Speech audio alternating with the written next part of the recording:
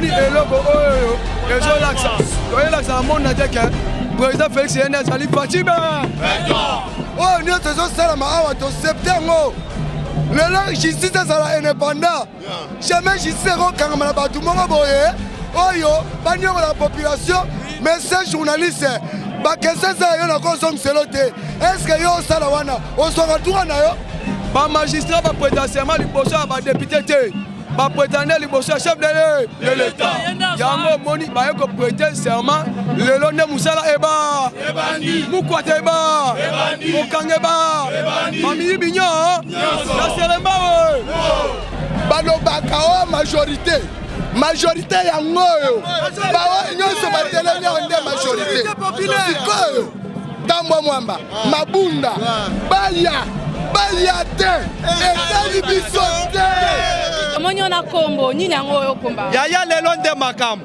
soki nakomboli bandoki oyo te seke eza pasi tuna lisusu nazali donc kombo oyo cela signifie que bango lelo baobima na palelo silana balebi koki mutu neti tambo mwamba tokokonsidere ye te aza lelo leti ne invite neti ngai yawo siko lelo soki aye te Canal Congo Africa is good.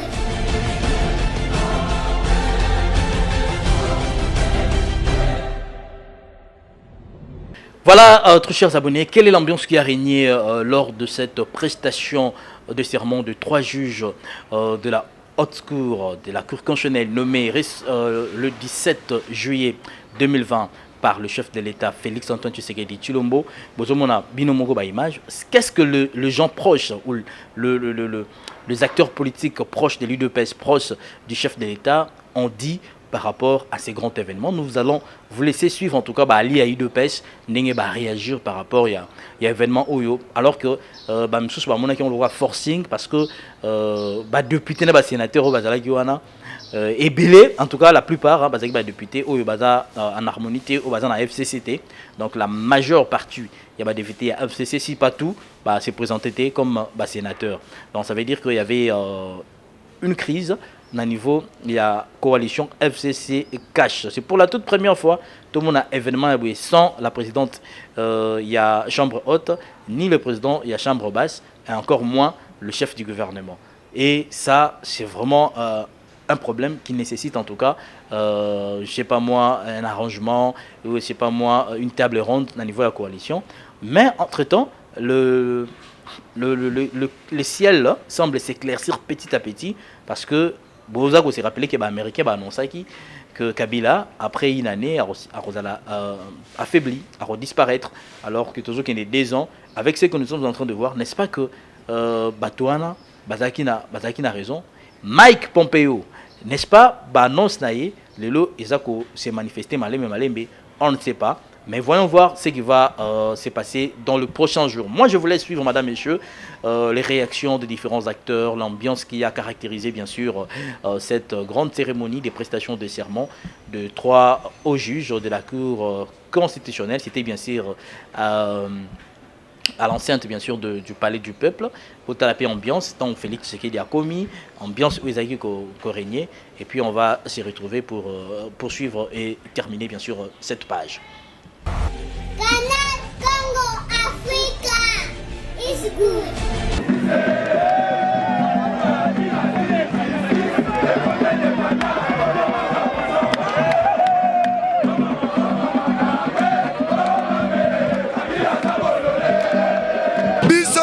Combattant basi rouge ya IDPS yango oyo tozobunda avec le peuple congolais.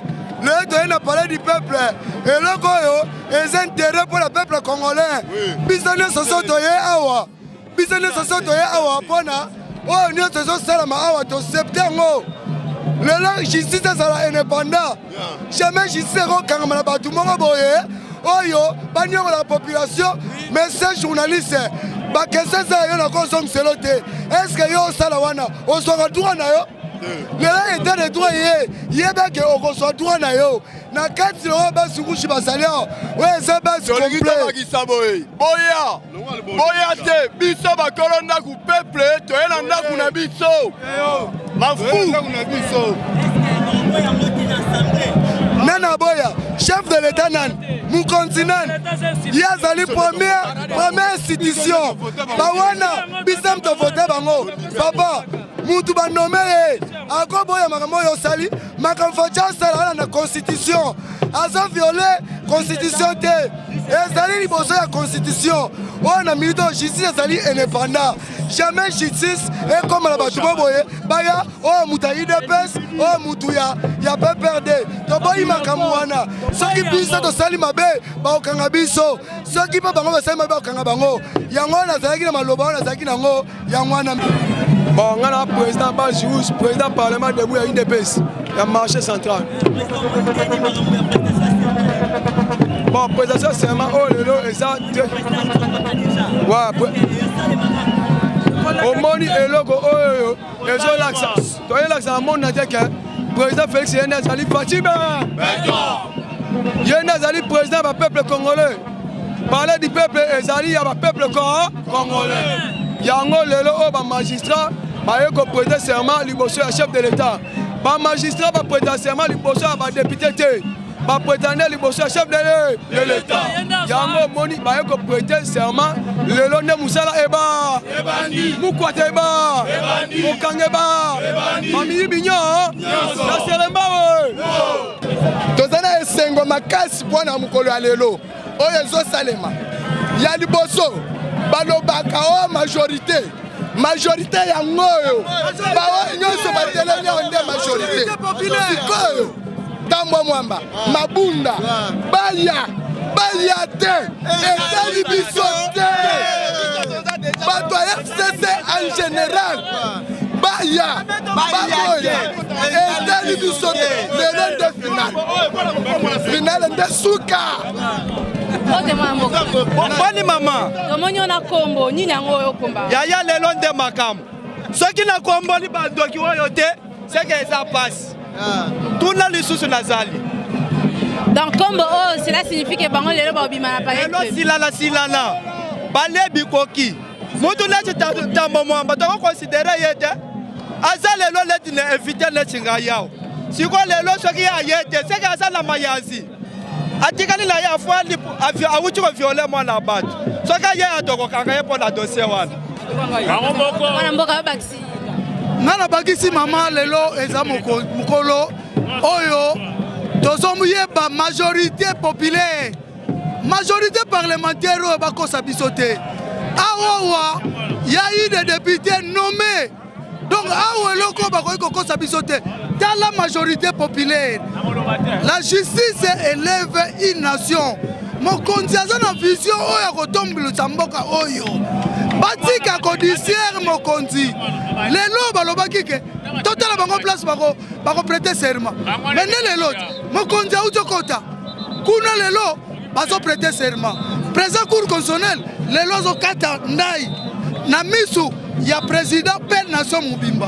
Alors batika biso na président, nous sommes là pour nous soutenir président na vision na ye pour être mboka oyo et tomwa maman toki soni mingi yangona merci mingi pour bino na nenga musala bozosa maman to monyo zolela mingi na micro c'est quoi ton problème maman problème ezawana ndeto yaki boye to soutenir nde président to tala ni mabunda ni nani ba chef ba tous les deux de tous les chambres non to tala nde bango bayatina faci bana tina biso population bana posa bango te bazala te to na tina bango te biso nde to présenter d'abord même Zamba le bien la voix de la peuple c'est la voix de Dieu peuple nyonso ba mungongo ya mabundi akokana na peuple nyonso akokango te atika.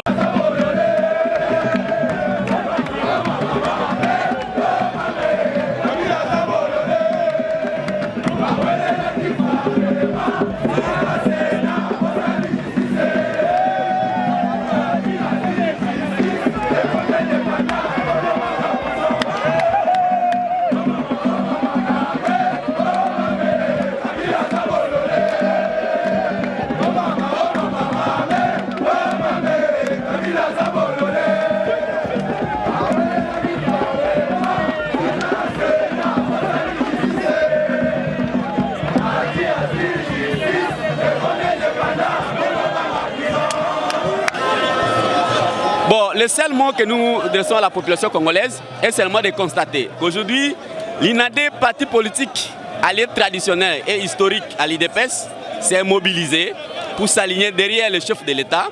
Aujourd'hui, nous sommes présents à la manifestation. Au nom de mon parti politique INADE, au nom de toute la population congolaise, nous sommes là pour soutenir le chef de l'État. Aujourd'hui, dans la cérémonie de la prestation de serment des 3 juges de la Cour constitutionnelle récemment nommés. Et seulement les constats malheureux que nous faisons, nous remarquons que nos partenaires du FCC ne sont pas présents. Ils ont boycotté d'être présents. Et cela ne nous dit rien. C'est juste un coup d'épée dans l'eau parce qu'aujourd'hui, le chef de l'État fait preuve d'un état de droit réellement établi.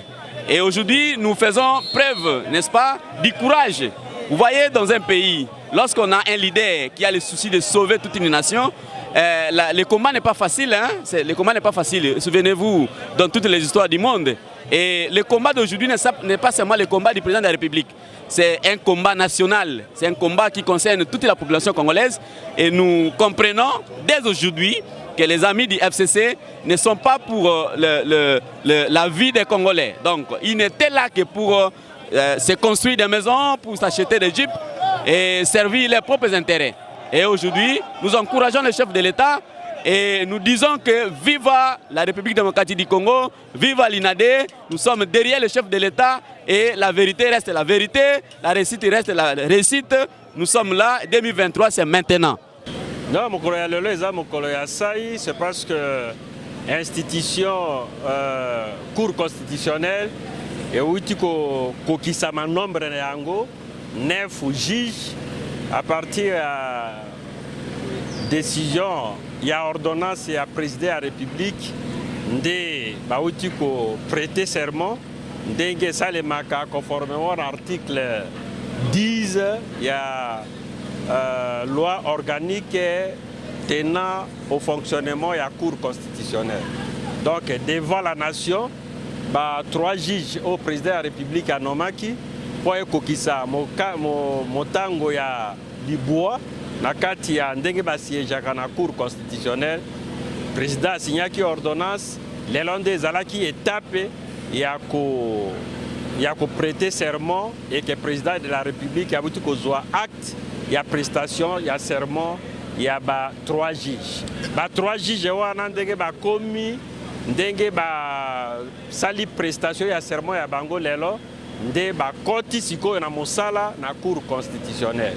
Mikolo elekaki Cour constitutionnelle après avoir nommé les 3 autres juges par les chefs de l'État pour na fonction mosusu, Cour constitutionnelle ezali ko siéger lisusu te. Nde bakoki ba siéger te malgré que bazwaki nomination.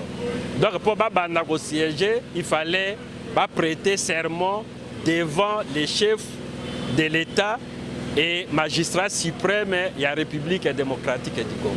Yango bauti ko prêter serment nde siko mosala na bango ebandi. Sai na biso ezali ou esengo na biso ezali na tina te ndenge prêter serment Cour constitutionnelle et nombre na yango ekoki sikoyo pe na kati na bango moko bakobi ponela président oya bango oya ko remplacer président oya démissionnaki.